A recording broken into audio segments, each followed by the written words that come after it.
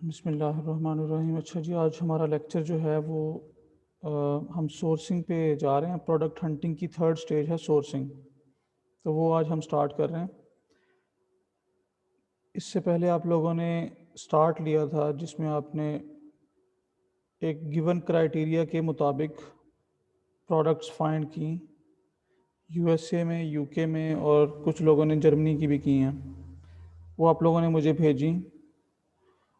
Check करवाने के बाद नेक्स्ट स्टेज में आप लोग ये जो सामने आपको शीट नज़र आ रही है, इसमें जिस प्रोडक्ट को आपने अप्रूव करवा लिया था उस हर प्रोडक्ट के लिए एक कीवर्ड आप पहले निकाल चुके थे जिसको आपने मेन कीवर्ड के तौर पे लिया था। अब बाकी के 9 कीवर्ड उसी प्रोडक्ट के निकालने हैं आपने। ठीक है, तो ये वाली शीट फिल करनी है जिसमें हर कीवर्ड के अगेंस्ट मर्चेंट वर्ड का स्कोर भी लिखेंगे आप, सर्च वॉल्यूम, जंगल स्काउट की एवरेज सेल्स, मंथली सेल्स जो होती हैं, सीजनैलिटी आप चेक करके बताएंगे, जंगल स्काउट का अपॉर्चुनिटी स्कोर लिखेंगे, वायरल लॉन्च का स्कोर लिखेंगे जो कि स्टार्स की सूरत में आ रहा होता है, हीलियम 10 का सर्च वॉल्यूम लिखेंगे, CPR 8 डेज बताएंगे, गिव अवेज कितने होंगे और कंपीटिंग प्रोडक्ट्स। तो ये हर एक कीवर्ड के अगेंस्ट ये सारा डेटा फिल करना है। तो इस तरह आपने एक प्रोडक्ट के 10 कीवर्ड्स पूरे करने हैं। ठीक है, और हर प्रोडक्ट के पहले 3 कीवर्ड जो होते हैं वो मेन कीवर्ड कहलाते हैं। मतलब यूएस में मेन कीवर्ड पहला होता है, यूके में कंबाइन 3 को हम मिला के देखते हैं। लेकिन ओवरऑल जब भी आप किसी भी प्रोडक्ट को लॉन्च करेंगे किसी भी मार्केट में, तो हम देखेंगे कि उसके पहले 3 कीवर्ड का सर्च वॉल्यूम क्या है, चाहे वो यूएसए हो चाहे वो यूके हो। ठीक है, तो आपने कोशिश करनी है कि ये जो गिव अवेज बनेंगे आपके ये अराउंड 1000 हो। ठीक है, आप ये काम कर रहे होंगे तो 1000 के करीब होने चाहिए आपके गिव अवेज। लेकिन उसका ये मतलब नहीं है कि एक कीवर्ड जो है वो 800 गिव अवे कर रहा है और बाकी सारे मिला के 200 करें, ऐसा ना हो।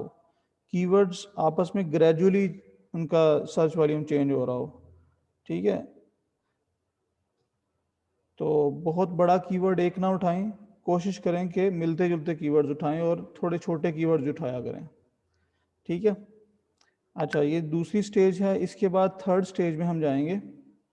अच्छा, दूसरी स्टेज में आप जो काम करेंगे इसका स्क्रीनशॉट मुझे भेजेंगे। ठीक है, इसका स्क्रीनशॉट लें इसको फिल करने के बाद और उससे मुझे व्हाट्सएप करें। और अब काम चेक करवाना आपके ज़िम्मे है, आपने काम चेक करवाना है मुझे। अगर मैं सीन कर लेता हूँ आपको रिस्पॉन्स नहीं करता तो आप एक डॉट लगा दें कि मैंने आपको रिज़ल्ट नहीं बताया उसका। ठीक है, आपने रिज़ल्ट लेना है। तो मेरे पास मल्टीपल मैसेजेस आते हैं तो मैं समटाइम्स स्किप भी कर देता हूँ, देख के फिर रिस्पॉन्स नहीं देता आपको। ठीक है, तो आपने रिस्पॉन्स लेना है। अच्छा, इसके बाद हम सोर्सिंग की तरफ चले जाते हैं। जब आपकी प्रोडक्ट सेकंड स्टेज से निकलेगी तो अब आपने सोर्सिंग पे जाना है। सोर्सिंग का मतलब है अब आपने एस्टिमेशंस लगानी है, आपको क्या कितने की बिकेगी और क्या प्रॉफिट आएगा। ठीक है, तो उसके लिए हमारी जो शीट है वो साथ ही बिल्कुल सोर्सिंग की शीट है, उसमें अपने डेटा किस तरह से डालना है। मैं पहले थोड़ा सा इसका ओवरव्यू दे दूं आपको। अ, सबसे पहले आपने पैक साइज या कलर जो है ये आपको नज़र आ रहा है, इसको फिल करना है, ये बताना है। आपने कोई ना कोई प्रोडक्ट कॉपी कर लेनी है, सिलेक्ट करनी है। जो भी आपके कंपेटिटर्स होंगे, आप अपना कंपेटिटर चुनते हैं, उसकी प्रोडक्ट अगर आप लॉन्च करना चाह रहे हैं या आप उसमें टॉप पर जो भी बंदा बैठा है उसकी प्रोडक्ट कॉपी करना चाह रहे हैं, जो भी प्रोडक्ट आप कॉपी करेंगे उसके बारे में यहाँ पर आपने मेंशन करना है कि वो पैक ऑफ 2 है या पैक ऑफ 4 है, क्या है वो। ठीक है, या पैक ऑफ 10 है, जो भी है पैक उसका आपने मेंशन कर देना, जो भी उसके अंदर कोई स्पेसिफिकेशन है उसकी। ठीक है, पैक की या जो भी आप बेच रहे हैं उसको आप मेंशन कर लें यहाँ पे। उसके बाद आपने कंपेटिटर का एसिन लिखना है। ठीक है, जो आपका कंपेटिटर है आपने बनाया है, जिसको आपने compete करना है अपने बजट के हिसाब से, उसका एसिन आप यहाँ मेंशन करेंगे। फिर आप सेलिंग प्राइस लिखेंगे। अब यहाँ पर सेलिंग प्राइस कौन सी आएगी ये आप देखेंगे, उसके कीपा से जाके देखेंगे। अभी हम देखते हैं, करके दिखाता हूँ मैं। ठीक है, लेकिन जिस पे वो बिक रहा है हम वो यहाँ लिखेंगे। बाकी अमेज़ोन फीस है, प्रोडक्ट कितने की मिलेगी आपको, फ्रेट क्या पड़ेगा आपको, ये सारी चीज़ें हमने ये फिल करनी है अभी। ठीक है, तो ये सारा हमारा सोर्सिंग कैलकुलेटर कहलाता है। मींस कि हम प्रोडक्ट में मज़ीद प्रोसीड करने से पहले हम चेक करते हैं कि हमें कुछ बचना है, क्या बचना है, वो कितना बचेगा, वो सारा कुछ हमने पहले देखना है। ठीक है, तो अभी हम एक प्रोडक्ट लेते हैं जिसके ऊपर हम ये सारा प्रोसेस करेंगे।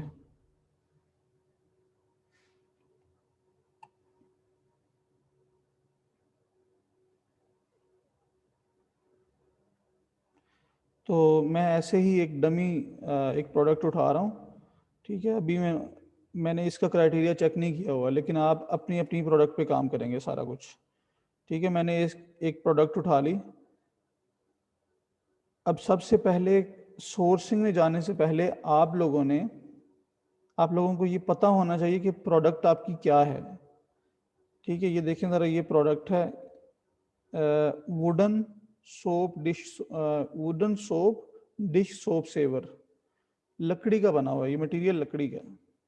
ठीक है, चलें जी, हम इसको अब हम ये प्रोडक्ट फाइनल कर चुके हैं कि हमने इसी को कॉपी करना है, तो फिर इसी पे ही हम सोर्सिंग करेंगे। सबसे पहले इसका एसिन कॉपी करें। ठीक है, मैंने कॉपी किया एसिन। इस एसिन को आपने अपनी शीट में, ये जो एसिन वाला है इसमें आप पेस्ट कर देंगे। अब आप ऊपर लिखेंगे आपकी प्रोडक्ट कौन सी है, तो एक दफ़ा प्रोडक्ट को फिर नज़र डाल लेते हैं कि असल में क्या है प्रोडक्ट। तो प्रोडक्ट जो है वो है wooden soap, wooden soap saver कह सकते हैं इसको, और 1 पैक है। ठीक है, चलें जी, इसको हम लिख लेते हैं अपने पास।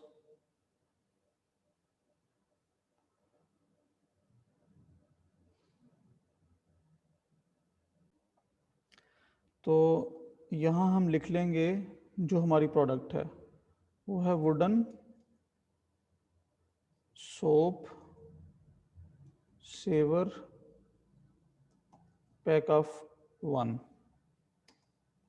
ठीक है जी, ये आपकी प्रोडक्ट है और ये आपने उसका जो भी कंपेटिटर था उसका एसिन आपने यहाँ लिख लिया। अच्छा, अब सेलिंग प्राइस की बात कर रहे हैं हम। सेलिंग प्राइस क्या होगी, लिस्ट पे वापस जाते हैं। हाँ जी, क्या है इसकी सेलिंग प्राइस? $6.39 में ये बेच रहा है, लेकिन हमने ये प्राइस नहीं लिखनी, हम इसकी लोएस्ट प्राइस चेक करेंगे। ठीक है, इसकी लोएस्ट प्राइस क्या है?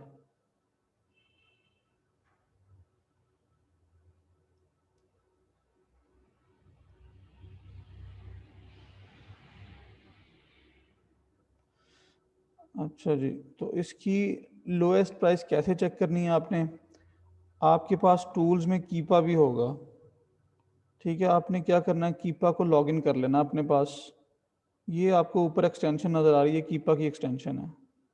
ठीक है, कीपा की एक्सटेंशन अपने पास क्रोम एक्सटेंशन ऐड करें और उसको लॉगिन कर लें। जब आप लॉगिन कर लेंगे तो आपके पास आपके प्रोडक्ट डिटेल पेज पे ये इमेजेस के नीचे आपको कीपा का ग्राफ नज़र आएगा। ठीक है, इसमें सबसे पहला आपने काम ये करना है, बाय डिफ़ॉल्ट ये ऑटोमेटिकली 3 मंथ का डेटा दे रहा होता है। आपने इसको ऑल डेज पे क्लिक कर लेना है, ये तमाम दिनों का रिकॉर्ड दिखाए जितने दिन हो चुके हैं इसको लॉन्च हुए हुए। तो तकरीबन 3 साल हो चुके हैं इसको। अच्छा जी, अब यहाँ से आपने देखनी है इसकी प्राइस। ठीक है, इसकी प्राइस देखेंगे कि इसकी क्या प्राइस रही है मिनिमम पूरे टेन्योर में। ठीक है, अब ये तो ग्राफ बिल्कुल ही सीधा सा है, तो 5.99 बहुत अरसे तक इसने बेचा हुआ है 5.99 पे। इस वक्त ये बेच रहा है 6.39 पे, लेकिन इसकी मिनिमम प्राइस 5.99 है। सम टाइम ऐसा होता है कि बहुत ज़्यादा जो है ग्राफ ऊपर नीचे हो रहा होता है, उसमें प्राइस को चूज़ करना थोड़ा सा मुश्किल होता है। तो यहाँ पर बहुत आसान है। मैं आपके साथ दूसरा ग्राफ भी शेयर करता हूँ जिसमें प्राइस थोड़ी सी टफ है जिसको पिक करना। तो ये देखें, ये भी एक प्रोडक्ट है जिसकी ये प्राइस का ग्राफ है। तो प्राइस इसकी बहुत ज़्यादा ऊपर नीचे हुई है। 12.99 में इसने शुरू किया था और इस वक्त ये बेच रहा है 6.99 में। ठीक है, इसमें से अगर आपको लोएस्ट प्राइस उठानी हो तो आप क्या करेंगे? सबसे पहले तो ये आपको ये राइट साइड पे नज़र आ रहे हैं, ठीक है, ये जो न्यू का कॉलम न्यू नज़र आ रहा है, आप न्यू के ऊपर कर्सर लेके जाएं तो ये ऊपर इस बॉक्स के ऊपर आपको नज़र आ रही है lowest price, current price, highest price. ठीक है, आप हटा दें तो ये ख़त्म हो जाता है। इस जगह पे आपको नज़र आती हैं ये सारी वैल्यूज़ जब आप न्यू के ऊपर लेके जाते हैं। तो न्यू के ऊपर जाने पे आपको नज़र आ रहा है लोएस्ट प्राइस है $4.5। ठीक है, ये उसने बताया 4.5। अब हम देखेंगे कि $4.5 कितने अरसे तक बिकी है, मतलब इस लोएस्ट प्राइस पे कितने अरसे तक उसने बेचा है। तो ये वो जगह है जहाँ पर ये 4.5 में कभी बिका था, जो कि 4.5 बिल्कुल ही थोड़ा सा टाइम है और वो नज़र ही नहीं आ रहा। हमने वो प्राइस लेनी है जो कि एक रीज़नेबल टाइम पीरियड के लिए जिस पे काम किया हो इसने। ठीक है, रीज़नेबल टाइम कितना होगा? कम अज़ कम 15-20 दिन होने चाहिए। 15-20 दिन, 4 हफ्ते, 3 से 4 हफ्ते का टाइम होना चाहिए जिस पे इसने बेचा हुआ है। तो ये जो 4.5 है इस पे तो शायद इसने एक दिन शायद कभी रखी हो। ठीक है, अच्छा, इसके बाद उससे हाईएस्ट, मतलब जो 4.5 थी उससे थोड़ा सा हाई आपको ये नज़र आ रही है 5.39, जो कि तकरीबन 6-7 दिन है। और 5.59 और 5.49 के दरमियान में ये कोई 27-28 दिन तक इसने बेचा हुआ है। तो ये वो प्राइस है जिसमें हम भी काम करेंगे। ठीक है, 5.59 और 39 के दरमियान में इसने रखा है, तो हम एवरेज ले लेते हैं 5.49। ठीक है, इस तरह से आप लोएस्ट प्राइस पिक करेंगे। लेकिन इस वक्त जो हमारी एग्जांपल में प्रोडक्ट है वो तो 5.99 दे रही है और काफ़ी अरसे तक उसने उसी में बेचा हुआ है। ठीक है, तो हम लोएस्ट प्राइस कौन सी कह रहे हैं आप?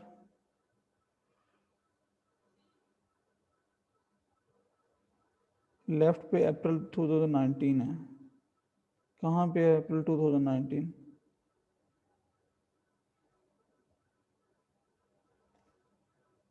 वो कारक क्या पूछ रहे हैं आप?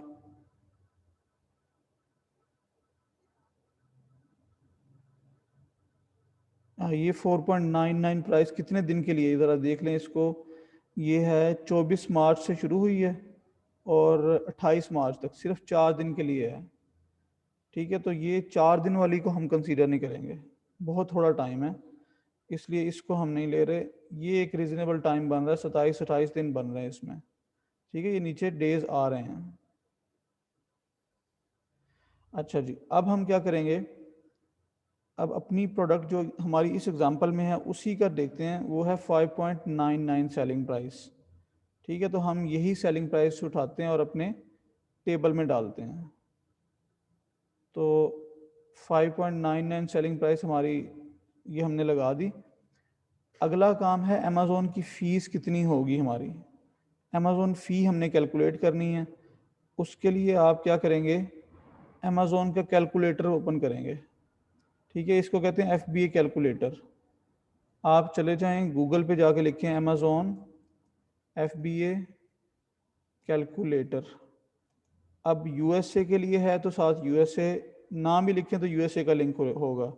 अगर UK है तो UK का लिंक लिखें, UK साथ लिख दें। तो ये USA है तो मैं USA भी लिख लेता हूँ। तो ये देखें, फर्स्ट वाला जो लिंक है वही हमने ओपन कर लेना।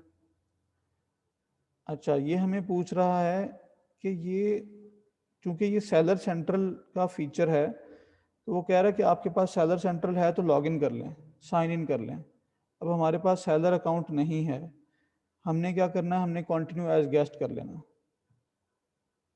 ठीक है, अच्छा जी, हमने अभी एसिन कॉपी किया था अपने कंपेटिटर का, अपनी प्रोडक्ट का, उसी को मैंने यहाँ पेस्ट किया और सर्च कर लेना। तो देखें ये वही प्रोडक्ट है जो अभी हम जिसको देख रहे थे। अमेज़ोन ने उसी प्रोडक्ट की डिटेल्स बता दी हैं, ठीक है। अच्छा, अब हम क्या करेंगे, इसने देखें वेट भी बता दिया 0.0397 पाउंड्स। हमने सेलिंग प्राइस अब सेट की है 5.99, चूँकि उसने बेचा हुआ है इस पे तो हम यही ले रहे हैं 5.99। यहाँ पे आपको दो कॉलम्स नज़र आ रहे हैं, your fulfilment and Amazon fulfilment. तो ये यूअर फुलफिलमेंट वाला जो कॉलम है ये FBM सेलर्स के लिए है और ये FBA सेलर्स के लिए है। तो चूंकि हम FBA सेलर्स हैं, हमने FBA करना तो हम इसी को यूज़ करेंगे, लेकिन यहाँ देखने के लिए कॉन्सेप्ट के लिए मैं इसको भी फिल कर लेता हूँ, ठीक है। 5.99 मैंने दोनों में लिख दिया। अभी हम चेक करना चाह रहे हैं कि कितनी फ़ीस होगी, तो कैलकुलेट नीचे उस पर क्लिक कर दें, कैलकुलेट बटन पे। अच्छा जी, तो 5.99 में जब आप बेचेंगे तो जो सेलिंग ऑन अमेज़ॉन फ़ी है वो है 0.9। 0.9 जो है ये दोनों की है, देखें अमेज़ॉन FBA और FBM दोनों की सेम फ़ी है। तो इसका मतलब है ये वाली फ़ीस ऐसी है जो दोनों को पे करनी है। इस फीस को क्या कहते हैं, रेफरल फ़ी। जो भी अमेज़ॉन का प्लेटफॉर्म यूज़ करेगा वो अमेज़ॉन को ये वाली फ़ी देगा, और ये किस पे डिपेंड कर रही है, ये आपकी सेलिंग प्राइस पे, ठीक है। तो ये सेलिंग प्राइस का 15% है, तो ये दोनों लोग देंगे। उसके बाद अगर आप देखें तो अगली फ़ीस 3.31 है जो कि फुलफिलमेंट बाई अमेज़ॉन फ़ी है, जो कि सिर्फ FBA वाला अमेज़ॉन फुलफिलमेंट में नज़र आ रही है आपको, दूसरी तरफ नॉट एप्लीकेबल। जो FBM करेगा उस पर ये फ़ी अप्लाई ही नहीं होती, ठीक है। तो ज़ीरो नहीं लिखा हुआ, नॉट एप्लीकेबल। तो जो FBM कर रहा है वो खुद अपनी शिपमेंट कर रहा है, तो उस पर ये फ़ी अप्लाई नहीं होगी, ठीक है। तो ये फ़ीस किस चीज़ की है, ये फ़ीस है अमेज़ॉन के पास अपनी चीज़ रखवा के अमेज़ॉन आपकी स्टॉक में से उठाएगा, उसको पैक करेगा और कस्टमर को शिप कर देगा। इस चीज़ के अमेज़ॉन पैसे ले रहा है आपसे। तो ये एक पीस पे जितना खर्चा आ रहा है वो लिखा हुआ है 3.31, ठीक है। तो ये इसकी डायमेंशंस और वेट के हिसाब से उसने ये कैलकुलेट किया। अच्छा जी, और अमेज़ॉन पे स्टोरेज करने का कितना खर्चा है, वो है 0.01, ठीक है। अच्छा, अब आपने क्या करना है कि ये तमाम फीसेस हैं, 3 फीसेस बन गई हैं। 0.9 ये अमेज़ॉन फुलफिलमेंट फ़ी है और ये है स्टोरेज की fee per month, monthly storage cost per unit $0.01। इन तीनों को ऐड कर लेंगे तो ये बन जाएगी आपकी अमेज़ॉन फ़ी।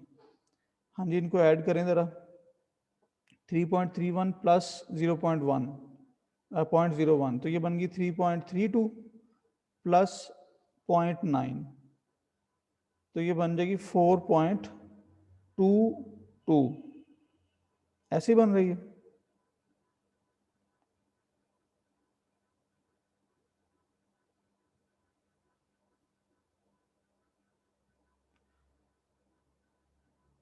जी, कैलकुलेटर से आपने कैलकुलेट कर लिया,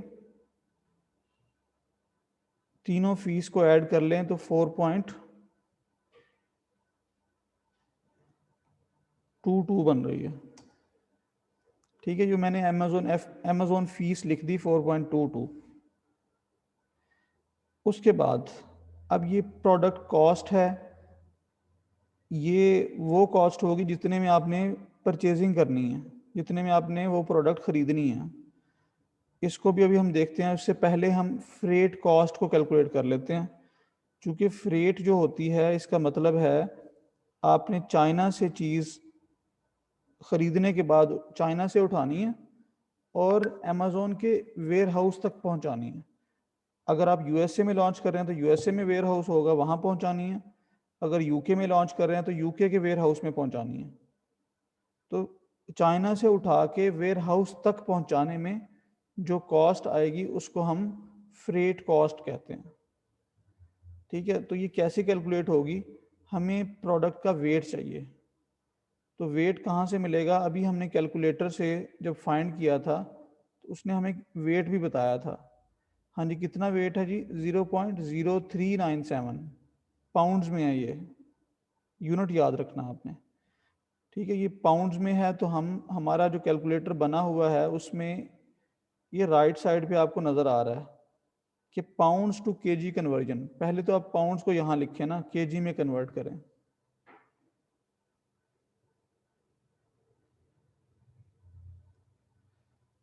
जी यही वैल्यू है 0.0397।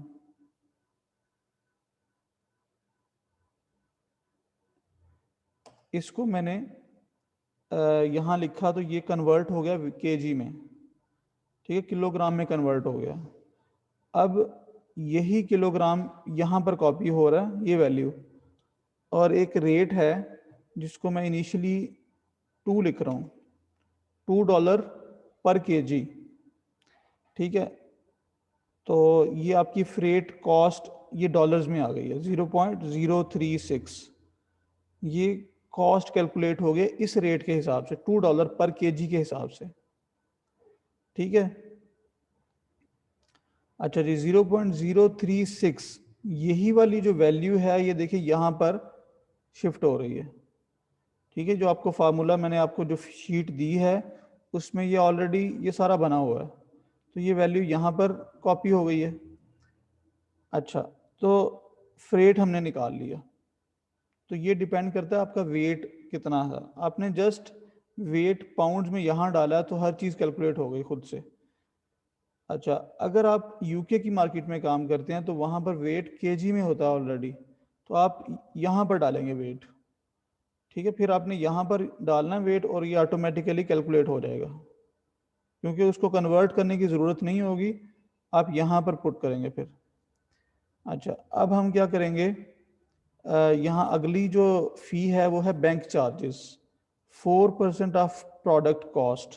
तो बैंक चार्जेस अमूमन क्या होते हैं, जितने की आप परचेजिंग कर रहे हैं, प्रोडक्ट कॉस्ट जो होगी आपकी उसका 4%। ठीक है, ये एक एवरेज सी वैल्यू है, इसमें कम ज़्यादा हो सकता है, लेकिन हम इसको 4% ले रहे हैं। तो ये जो भी आपकी यहाँ पर इस वक्त 0.5 लिखा हुआ है, ये अभी हमने सेट करनी है, ये चेक करनी है, लेकिन ये 0.5 के हिसाब से ये 0.02 ये बैंक के चार्जेस आ रहे हैं। ठीक है, प्रोडक्ट कॉस्ट का मतलब है जितने की आप खरीदेंगे, तो वो अभी हमने देखनी है। इसके बाद अगला जो है वो है लैंडिंग कॉस्ट। नेक्स्ट फील्ड है लैंडिंग कॉस्ट। लैंडिंग कॉस्ट क्या होती है? लैंडिंग कॉस्ट में 3 चीज़ें शामिल हैं। एक है कॉस्ट ऑफ प्रोडक्ट, ठीक है, ये ब्रैकेट में लिखा है, cost of product plus freight cost plus bank charges. तो ये तीनों मिलाएंगे तो ये आपकी बनेगी लैंडिंग कॉस्ट। तो लैंडिंग कॉस्ट का मतलब है आपने चाइना से चीज़ खरीदी और अमेज़ोन के वेयर हाउस तक पहुंचा दी यूएसए में। ठीक है, जो खर्चा आएगा पर पीस वो आपकी लैंडिंग कॉस्ट कहलाएगी। उसके बाद है प्रॉफिट मार्जिन। प्रॉफिट कैसे कैलकुलेट होगा? तो प्रॉफिट कैसे कैलकुलेट होगा, जितने की आपने चीज़ बेची है उसमें से एक्सपेंसेस माइनस कर दें तो आपका प्रॉफिट आ जाएगा। ठीक है, आपने बेची 5.99 की, उसमें से एक्सपेंसेस कौन कौन से हैं? एक है अमेज़ोन फीस चार्ज कर रहा है, दूसरा आपने जो खरीदी है और वहाँ पहुँचाई है जिसको हम लैंडिंग कॉस्ट का नाम दे रहे हैं। तो ये दो बड़े जो हैं एक्सपेंसेस हैं हमारे, इन दोनों को ऐड करके टोटल एक्सपेंस हो जाएगा, उसको अपनी सेलिंग प्राइस में से माइनस कर दें तो आपके पास जो है वो प्रॉफिट आ जाएगा। तो यहाँ देखें प्रॉफिट मार्जिन में यही लिखा हुआ है, एसपी का मतलब है selling price minus Amazon fees और लैंडिंग कॉस्ट, दोनों एक्सपेंस थे, दोनों को ऐड करके सेलिंग प्राइस में से माइनस कर दिया, तो ये आपका प्रॉफिट आ गया। ये प्रॉफिट की परसेंटेज कैलकुलेट हो गई है, तो आपको इस वक्त 20% नज़र आ रहा है प्रॉफिट, जो कि अभी तक हमने चेक करनी है इसकी प्रोडक्ट कॉस्ट ये कितने की मिलेगी। वैसे आपका ये प्रॉफिट 25% होना चाहिए। ठीक है, वर्स्ट केस में 20% हो, 20% से ऊपर ही होना चाहिए, इससे नीचे ना जाए। ठीक है, 25% से ऊपर ऊपर होना चाहिए, लेकिन वर्स्ट के सिनेरियो जो है वो है 20%। लेकिन एक बात याद रखें कि हमने इस वक्त फीस जो है, जो सेलिंग प्राइस सेट की है, वो कम रखी हुई है। हमारा जो कंपेटिटर है वो इससे महंगी बेच रहा है, लेकिन हमने कोशिश ये करनी है कि हम इसी प्राइस पे प्रॉफिट मार्जिन 20% से ऊपर लेके जाएं, जितना मैक्सिमम हो सकता है। अच्छा, अब हम प्रोडक्ट की कॉस्ट की बात करते हैं कि प्रोडक्ट कॉस्ट हम कहाँ से उठाएंगे।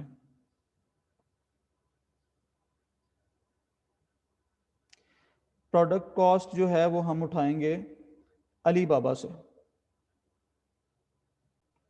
अच्छा, अब हम देखेंगे अपनी प्रोडक्ट की कॉस्ट को। यही जो प्रोडक्ट हमने चूज़ किया है, इसकी कॉस्ट हम निकालने की कोशिश करते हैं कि हमें ये कितने का मिलेगा। चाइना चलते हैं हम। ठीक है, हम पहले इसका कीवर्ड देख लेते हैं कि इसका कीवर्ड है क्या, हमने सर्च क्या करना है। तो अलीबाबा पे चलते हैं। हाँ जी, आपने अब अलीबाबा पे भी अकाउंट बनाना है। अभी खैर नहीं भी बनाएंगे तो ये चल जाएगा, सोर्सिंग जब प्रॉपर करेंगे उस वक्त बनाना पड़ेगा आपको। हमारा था वुडन सोप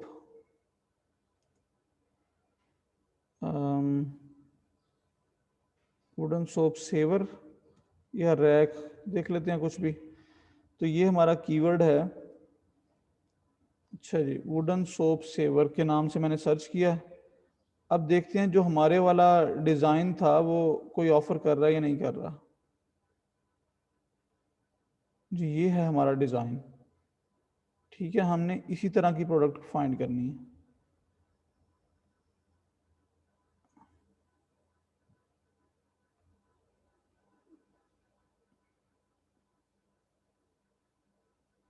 तो ये देखें, ये ऑलमोस्ट वैसी ही है, सिर्फ उसके कलर का फ़र्क है।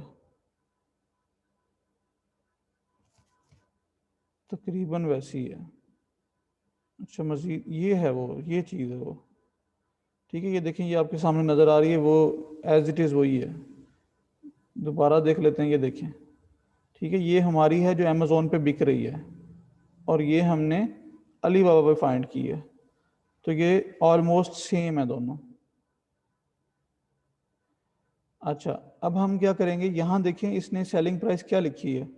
उसने कहा कि 0.7 से $0.8 पर पीस। ठीक है, और वो कहता है कि मिनिमम कितना आपने ऑर्डर करना है, 200 पीसीज ऑर्डर करने हैं आपने। 200 पीसीज आपने ऑर्डर मिनिमम करना। तो हमारा मिनिमम ऑर्डर जो है वो इससे ज़्यादा ही होगा, क्योंकि हम देखेंगे कि हमारा कंपेटिटर मंथली कितने बेच रहा है पीस। अगर वो डेली के 30 पीस बेचता है तो महीने के तकरीबन 1000। ठीक है, और हमने 4 मंथ की इन्वेंट्री उठानी है फर्स्ट शिपमेंट में। कम से कम 4 मंथ की इन्वेंट्री हम ज़रूर उठाएंगे, तो उसके हिसाब से तकरीबन हमारे 4000 पीस बनेंगे। ठीक है, तो ये कह रहा है कि मिनिमम आप कितना ऑर्डर प्लेस कर सकते हैं, 200 पीसेस। तो इसके हिसाब से तो ये रेट हमें क्या देगा, 0.8। अगर ये 200 पीसेस आप मिनिमम उठाते हैं तो बड़ी वाली वैल्यू ही आपको मिलेगी। ठीक है, लेकिन देखें इसमें जब हम एक्चुअली इनसे बात करेंगे तो हमें शायद ये वाली वैल्यू भी ना दें। ठीक है, ये अट्रैक्शन के लिए लिख देते हैं, लेकिन देते नहीं होते ये। इनके साथ फिर लड़ना पड़ता है, इनसे बहस करनी पड़ती है, फिर जाके ये मानते हैं। तो खैर, हम एक और बंदा भी है नीचे, ये क्या दे रहा है, ये देखें, ये बंदा 0.5 से 0.6 प्रोडक्ट वही है। ये 0.5 से 0.65 की दे रहा है, ये सस्ती दे रहा है। अच्छा, ये एक और बंदा है, ये 0.8 में दे रहा है। फिर इस तरह हमें डिफरेंट प्राइसेस मिल जाएंगी। तो ऑलमोस्ट 0.5 में हम सोर्स कर सकते हैं इसको। तकरीबन 0.5 में ये चीज़ हमें मिल सकती है।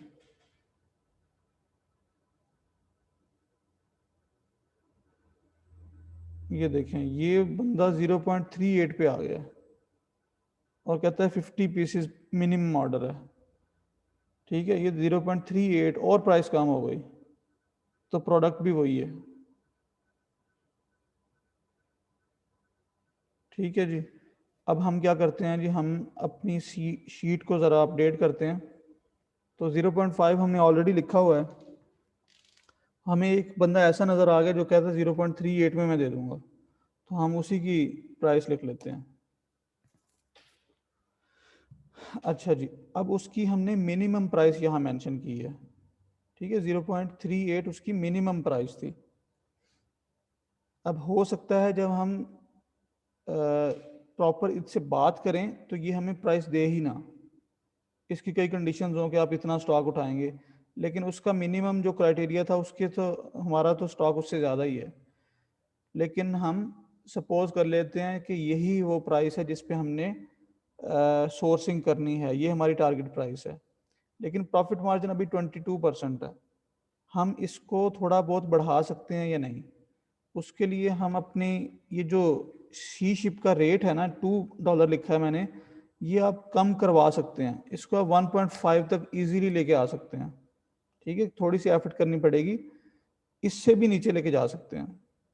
ठीक है, कोशिश करके आप इससे नीचे भी लेके जा सकते हैं, लेकिन आप देख रहे हैं कि 1.5 पे आपको 23% का प्रॉफिट बन रहा है। अच्छा, आप इसको 1.3 कर दें, फिर भी वही है, 1 करें तो भी वही है। अच्छा, फ़र्क ही नहीं पड़ रहा, तो फिर 1.5 ही रहने दें। फ़र्क यहाँ पर पड़ेगा, आप इसको 0.3 कर दें तो ये 24% हो गया। ठीक है, तो ये समझ लें कि इतना प्रॉफिट मार्जिन आपको मिलेगा अगर आप इतने में सोर्स करेंगे और इतने में बेचेंगे।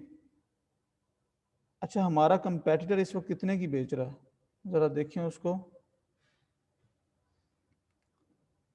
ये अमेज़ोन पे इस वक्त बेच रहा है 6.39, तो बहुत बड़ा मार्जिन नहीं है हमारे पास।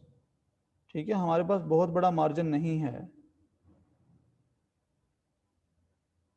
6.39 में वो बेच रहा है और हम कहते हैं 5.99 में, तो मार्जिन तो बहुत थोड़ा सा है। हम नए सेलर होंगे और वो बहुत पुराना सेलर है। खैर, ये हमारा कंपेटिटर नहीं होगा, ये तो एग्जांपल ले रहे हैं, लेकिन कंपेटिटर फिर भी हमसे आगे होगा। तो अगर बिल्कुल माइनर सा डिफरेंस होगा ना मेरा और कंपेटिटर का, तो लोग कंपेटिटर से खरीदेंगे, मुझसे नहीं खरीदेंगे, क्योंकि मेरे पास रिव्यूज़ ही नहीं है। मैं शुरू शुरू में जाऊंगा, मेरे पास रिव्यूज़ नहीं होंगे या बहुत कम होंगे, तो लोग उससे खरीदेंगे, मेरे से नहीं खरीदेंगे। मेरे से तब खरीदेंगे जब मेरी प्राइस में अच्छा खासा डिफरेंस होगा, फिर वो कहेंगे यार इस बंदे से चेक कर लेते हैं, ये बंदा नया है इसलिए ये सस्ती बेच रहा है। ठीक है, फिर मेरे से खरीदेंगे। अगर प्राइस में डिफरेंस ही थोड़ा सा हुआ तो फिर मेरी चीज़ नहीं बिकेगी, वो ज़्यादा लोग उसी के पास ही जाएंगे, क्योंकि वो उसको क्रेडिबल समझेंगे, मुझे नहीं समझेंगे क्रेडिबल।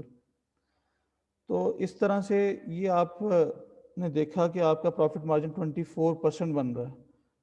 आप मज़ीद इसको और गिरा सकते हैं, 0.25 पे ले आएँ तो 25% हो गया।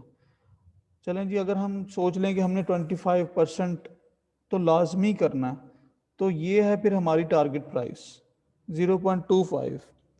इससे ऊपर नहीं हम जाएंगे। जब भी हम सोर्सिंग करेंगे, हम अपने सप्लायर से डिस्कशन करेंगे प्राइस को, तो हमने टारगेट अपने माइंड में रखना कि 0.25 हमारी प्राइस ज़रूर होनी चाहिए।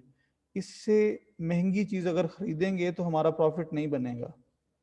ठीक है, तो ये वो प्राइस होगी जिस पे हमने सोर्सिंग करनी है।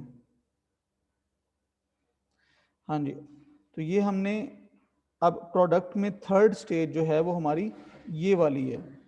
इसमें हम सारा काम इस तरह से करेंगे।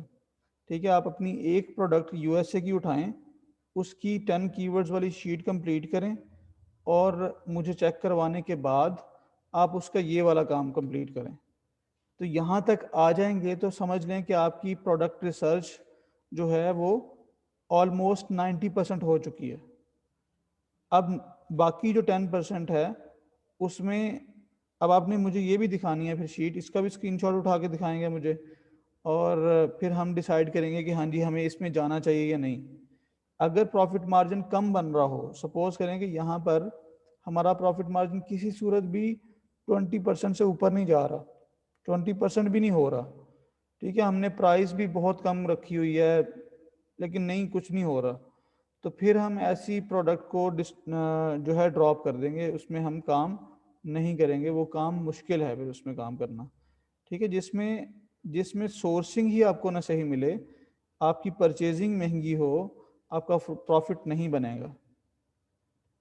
ठीक है, तो अभी आप लोग यहाँ तक पहुँचे, इसके बाद हमारा जो बाकी 10% है वो हमने इसकी रिपोर्ट बनानी है। ठीक है, रिपोर्ट कंप्लीट बनाएंगे और अपने क्लाइंट को वो रिपोर्ट देंगे जब भी हमारे पास ऐसा प्रोजेक्ट आएगा, तो वो रिपोर्ट हमारी रहती है इसके बाद। बाकी आप लोगों के पास जंगल स्काउट का स्क्रीनशॉट होना चाहिए, उसके ऊपर जो कंपेटिटर आपने चूज़ किया हुआ है उस कंपेटिटर को हाईलाइट किया हुआ हो, और आप बाकी जो चीज़ें हैं ये सारी चीज़ें हम रिपोर्ट बनाएंगे तो उसमें हमें ये चाहिए होंगे। नहीं, कंपेटिटर हमेशा आपने जो पहले आपने चेक किया कंपेटिटर सिलेक्शन, वो उसी तरह से ही करेंगे आप। ठीक है, कंपेटिटर ऑलरेडी आप सिलेक्ट कर चुके हैं। ठीक है, तो कंपेटिटर सिलेक्शन का वही क्राइटेरिया, यहाँ मैं जस्ट एग्जांपल के तौर पे आपको मैंने दिखाया कि अगर सपोज करें कि मेरा यही कंपेटिटर हो, लेकिन कंपेटिटर आपने वहीं से उठाना है, जंगल स्काउट से।